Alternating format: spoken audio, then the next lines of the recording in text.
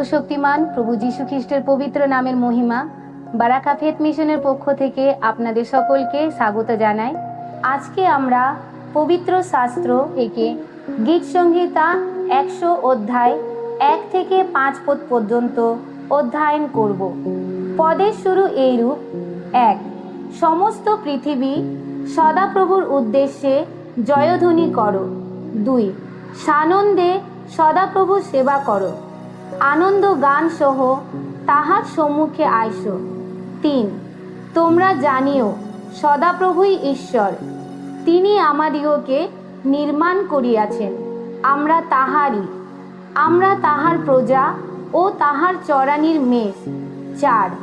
তোমরা স্তব সহকারে তাহার দ্বারে প্রবেশ করো, প্রশংসা সহকারে তাহার প্রাঙ্গণে প্রবেশ করো, তাহার স্তব করো, তাহার নামের ধন্যবাদ করো।